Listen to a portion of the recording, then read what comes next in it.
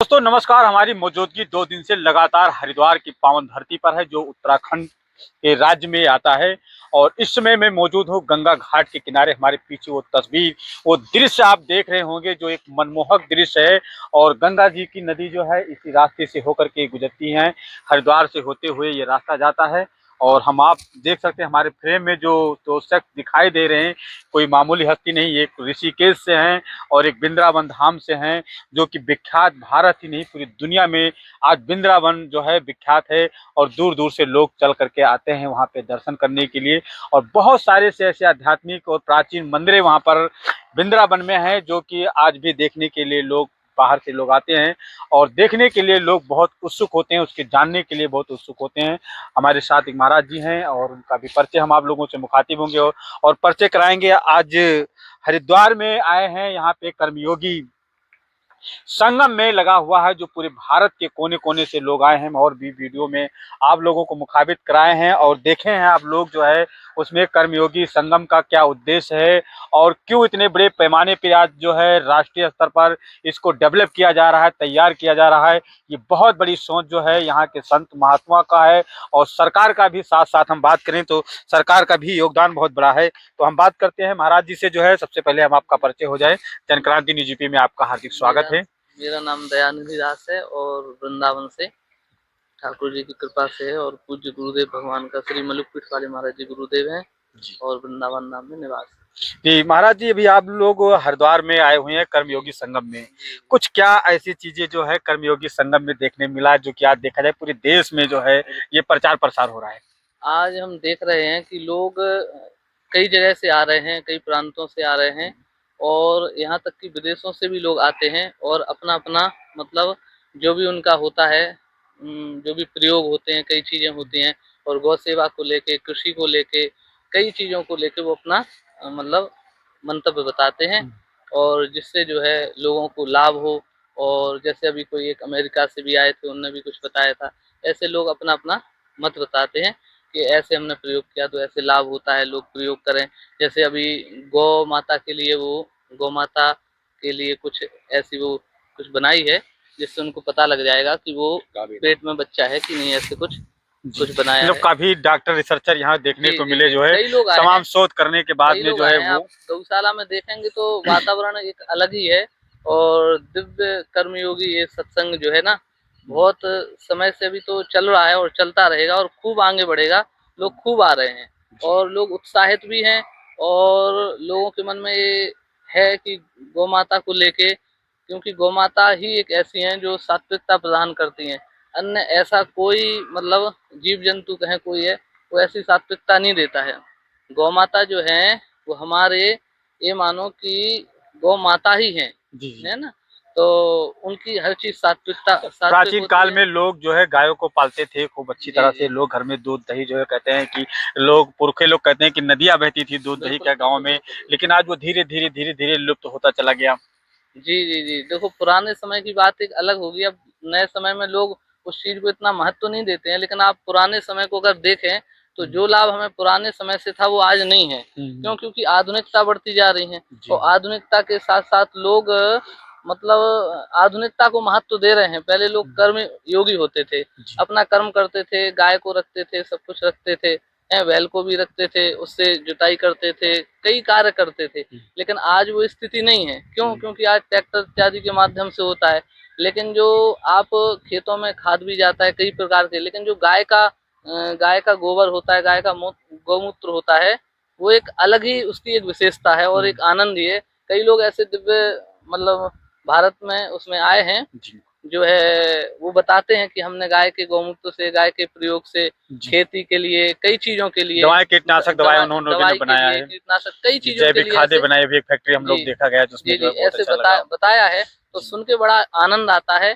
और ठाकुर जी की कृपा से बहुत आनंद आ रहा है। हरिद्वार की पावन भूमि पर ये जो है उत्सव हो, मतलब ये जो कार्यक्रम चल रहा है और आप सामने देख ही रहे हैं, गंगा जी की बड़ी जी कृपा बिल्कुल बिल्कुल।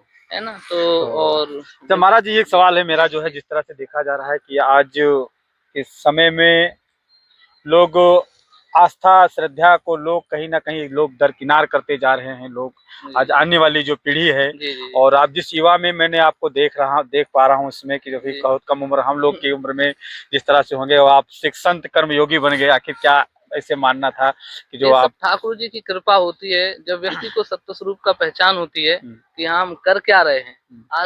आज की स्थिति ये है कि 20 साल तक तो बच्चे को ही पता नहीं होता है जी कि हमें आगे कुछ करना है। तो इसीलिए कुछ लोग भटक जाते हैं। ठाकुर जी की कृपा होती है, अगर सद्बुद्धि आ जाए तो व्यक्ति अच्छे मार्ग में लगता है, अच्छे कामों में लगता है और भगवान में लगता है। और अच्छे कार्य करने से लाभ होता है और बुरे कार्य करने से लाभ नहीं होता है। तो जब ये पहचान हो जाती है तो व्यक्ति अच्छे कार्य करता है और अच्छी जगह जाता है। और फिर आप देख ही रहे हैं वातावरण यहाँ का, है ना। तो आखिर आपके मन में कैसे मतलब ये विचार पैदा हुआ इस तरह से कि जो है हम योग धारण करके जो है साधु संत हो जाएंगे। लोग आज की उम्र में जो है लोग अपने घर को माता पिता को भी छोड़ नहीं पाते जल्दी, जी और जी। ये सब कैसे विचार पैदा हुआ आपके मन में? ये मैं बचपन था हमारा, लेकिन हम वृंदावन आए एक बार, अपने पिताजी के साथ आए और माताजी भी थी। तो वृंदावन आने के बाद परम पूज्य श्री मलुकपीठ वाले महाराज जी हमारे गुरुदेव जी हैं वो। जी। और तो उनके पास मैं रहा हम्म। और फिर रहते रहते अध्ययन भी किया, सब कुछ किया वहाँ। तो मेरा मन लग गया तो ठाकुर जी की कृपा है, फिर जाने की कोई इच्छा फिर हुई माता नहीं। पिता मना नहीं किए इसको जी, लेकर के, इच्छा नहीं मतलब हुई आप तो पढ़ अभी लिख करके जी, नौकरी कर जी। लीजिए। अभी मैंने 2 विषय से आचार, व्याकरण और वेदांत, अभी ही मेरी मतलब इस साल पढ़ाई चल पढ़ाई रही। 2025 में जी वो आचार हो जाएगा। और जो है फिर यहीं सारी पढ़ाई की और फिर जो है ठाकुर जी की कृपा से नाम जप कीर्तन इत्यादि सत्संग पढ़ाई अध्ययन सब कुछ यहीं हुआ। और अब ठाकुर जी की कृपा से आज हरिद्वार आए हैं दर्शन और दिव्य सत्संग करने। जी। नव भारत। आखिरी सवाल है, कर्म योग संगम से लेकर जो जहाँ पे कर्म और योग दोनों लगा हुआ है साथ साथ, कि जी कर्म कीजिए और योग के साथ साथ में जो है जी। देश दुनिया को क्या संदेश देना चाहिए मैं इसे? तो यही कहूंगा, देखो जरूरी नहीं है कि, देखो क्या होता है आजकल लोग सोचते हैं ऐसे, मैंने भाव देखा है लोगों के मन में भाव रहता है जी।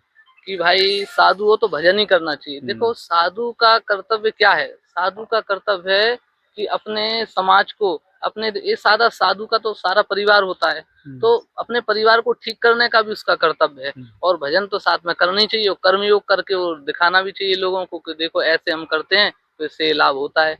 और कर्मयोग का ही महत्व है। आप किसी भी चीज का है मंथन नहीं करोगे तो प्रकट कैसी होगी वो चीज।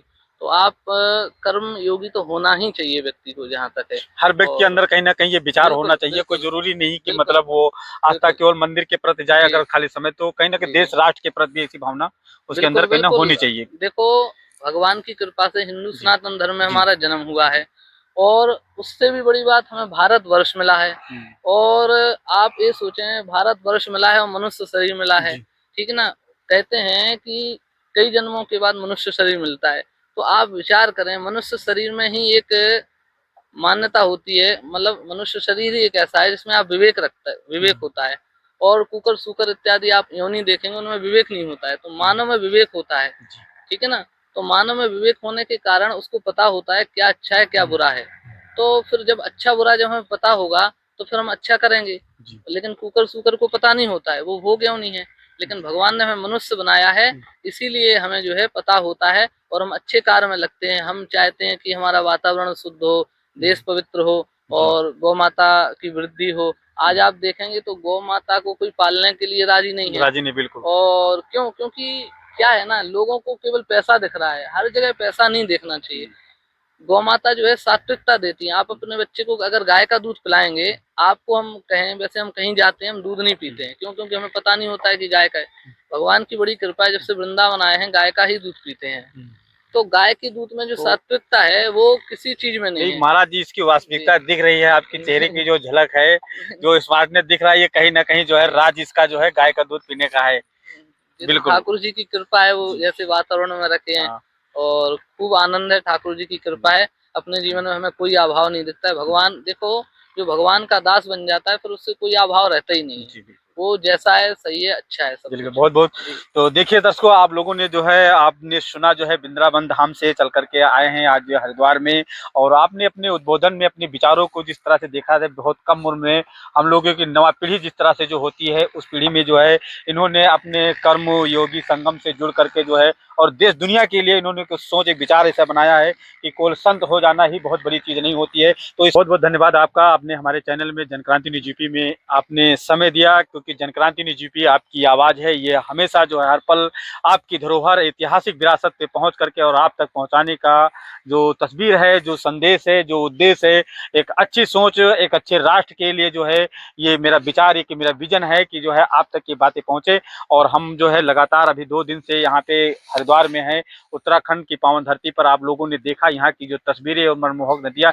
जो दृश्य मैंने आप लोगों को दिखाया, और अभी आपने आचार्य जी और गुरु जी से अभी आपने मुलाकात किया है, जो वृंदावन धाम से चल करके आए हैं, उनके विचारों को लेकर के आपका क्या राय है, क्या कहना है, प्लीज अपनी प्रतिक्रिया जो है अपने कमेंट में जो है अपना उद्देश्य जरूर प्रस्तुत कीजिएगा, और लगातार हमारे साथ ऐसे बने रहिए। मेरा अगला पड़ाव जो है कहीं और किसी और के साथ होगा, और दूसरी नई खबरों के साथ में फिर पुनः आपके साथ पेश होऊंगा। तो आप लगातार जनक्रांति न्यूज़ पे आपको देखते रहें लगातार।